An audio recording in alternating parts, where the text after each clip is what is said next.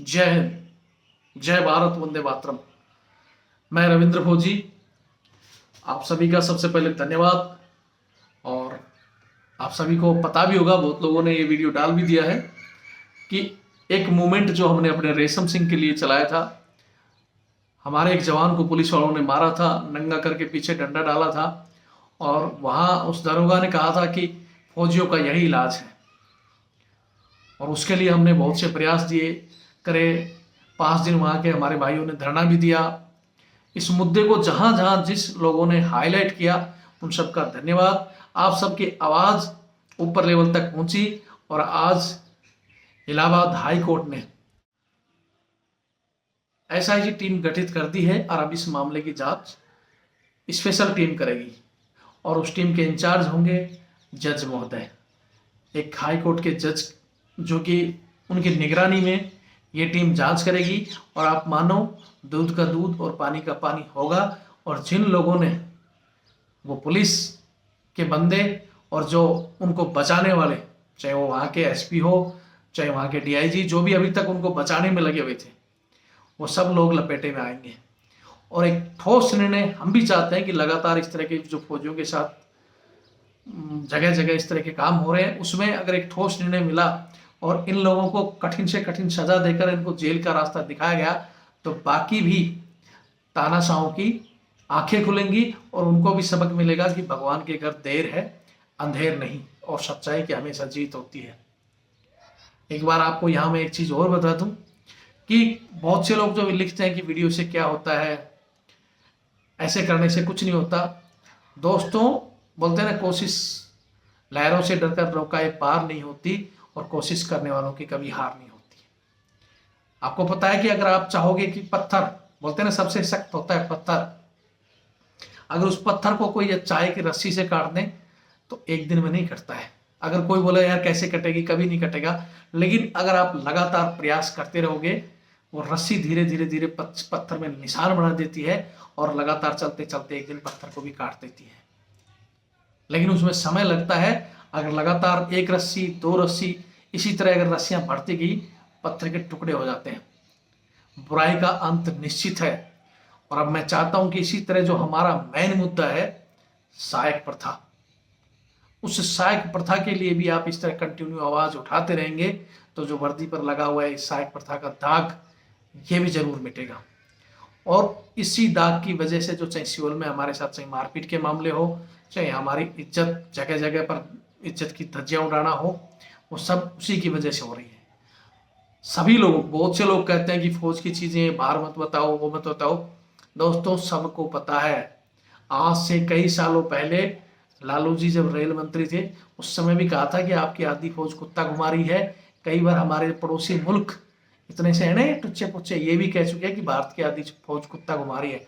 और उस समय हमें महसूस होता है हमारी छाती के अंदर कि हम इस देश के रक्षक होकर, और ये बात हमें सुननी पड़ती है। जो भारत देश, जिसके जवान माने जाते हैं वर्ल्ड में कि हाँ, भारत के जवान सबसे नंबर 1 है, लेकिन आपको पता है कि उन जवानों में 20% फिक्स तो सिर्फ बूट पॉलिश, कुत्ता घुमाना, मैम साहबों के कच्चे बनियान धोना, उसी में लगा हुआ है। बोलते हैं ना, हथियार को अगर आप उस कंटिन्यूटी में रखेंगे तो वो हथियार को जंग नहीं लगती। लेकिन हमारे ये हथियारों को 20% को तो इस तरह जंग लगा दिया।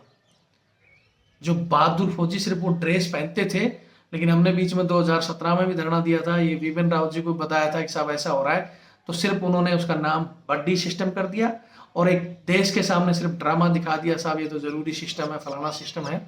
मैं पूछता हूँ कौन सा जरूरी है?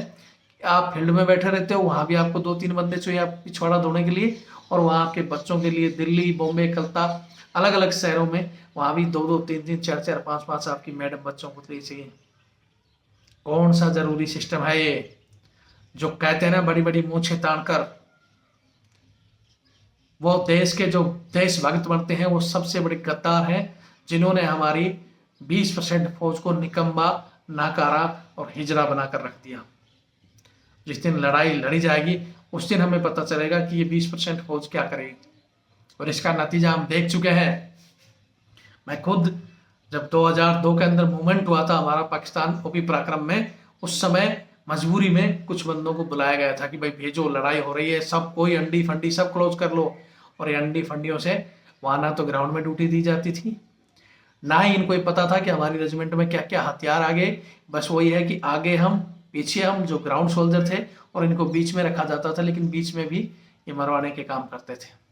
ड्यूटी पे लग गए तो सोए मिलते थे, क्यों, जब दी नहीं 10-10 साल तक, कई तो पेंशन चले गए उसी में, हवलदार बन गए, जेसीओ बन गए, तब भी सिर्फ कुत्ता है हमारे। तो मैं हमारे अधिकारियों से भी कहना चाहता हूँ, हाँ आप बोलते हो कि रविंद्र फौजी गाली देता है, अरे मैं तो हाथ जोड़ के भी कहता हूँ आपको, आप जिस सदी की ओर आप जा रहे हो, आपके 5 और 10 हजार रुपए बचाने के लिए जवान का इस तरह का इस्तेमाल कर रहे हो, देश का आर्थिक नुकसान कर रहे हो। उसके अलावा हमारे इक्विपमेंट हमारा सट रहा है, मैन पावर की कमी हो रही है, बंदों को समय से छुट्टी नहीं मिलती। बोलते हैं ना, बंदा जब छुट्टी मांगता है, साला अपनी ही छुट्टी के लिए कभी माँ बाप को बीमार करना, कभी दादा दादी खत्म हो गए, कभी कोई खत्म हो गया, मतलब झूठ बोलना पड़ता है। कारण क्या है?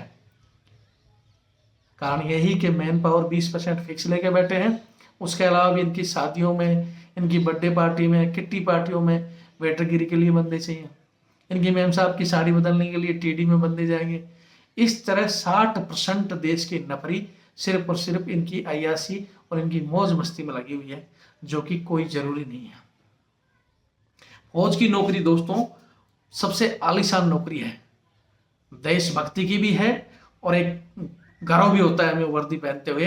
लेकिन हमें बहुत दुख होता है जब हमारा ही भाई, जब कोई कुत्ते घुमाते निकलता है, जब बाहर से कोई सिविलियन बोलता है कि फौज का यही काम है। तो प्लीज इसको बंद कर दे, वरना हम तो प्रयास कर रहे हैं, हमने ऑलरेडी कोर्ट में भी डाला हुआ है। जिस दिन वहां से नजारा आएगा, उस दिन आप लोगों की जो बची कुछ इज्जत है ना आज देश में हो रही है, वो आप लोगों की इज्जत मिट्टी में मिलेगी। उस समय हमें भी शर्म आएगा कि कोई सिविल में फिर इन कर्नल साहब को, इन जनरल साहब को कोई इनके मुंह पे थूकेगा। हमें बहुत दुख होगा कि आज हमारे साहब के मुंह पर थूका जा रहा है। इसलिए पहले ही श्रीमान ये चीजें छोड़ दो, हमारा साथ दो। सेना को आज डिजिटल जो सेना हो रही है उसको उस माध्यम से चलने दो। बस आप तो अपने कारनामों के चक्कर में, आपके गबन के चक्कर में जवान के मोबाइल पर रोक लगा देते हो। कोई मारपीट होती है, वीडियो बना दिया, ये नहीं देखते कि उस समस्या को हल करें, वीडियो किसने बनाया है उसको देखो। कब तक आप 1857 से पहले के कानूनों के सहारे चलोगे? आप तो एक खुद अपने अंदर आपका लॉ है, आपके अंदर जो एज ए, हर जगह लिखा हुआ है ना, एज ए कमांडिंग ऑफिसर, तो आपको तो एज ए कमांडिंग ऑफिसर के तौर पर ये चीजें बदलनी चाहिए। लेकिन जो आपके प्रॉफिट के लिए है उनको मजबूती से ले रहे हो, उसमें कोई कानून नहीं, कोई कायदा नहीं। जो कह दिया बोला ठीक है मैंने कह दिया, कर लो। लेकिन जो जवान के चाहे वेलफेयर की बात हो, चाहे इस तरह का जवान का शोषण का बात हो, उस समय यार ये तो आर्मी लॉ में नहीं है, ऐसे हुआ है, उनको डराया धमकाया जाता है, और फिर ऐसे तरह की बंद कर दो। मैं ज़्यादा कुछ नहीं कहना चाहता हमारे दर्शकों को, हमारे साथियों को। बस आप अपना प्रयास करते रहो, सफलता जरूर मिलेगी। जो इनका पाप का घड़ा भर रहा है वो अब उजलने वाला है, और हमें आज़ादी की सांस जरूर मिलेगी। जय हिंद, जय भारत, वंदे मातरम।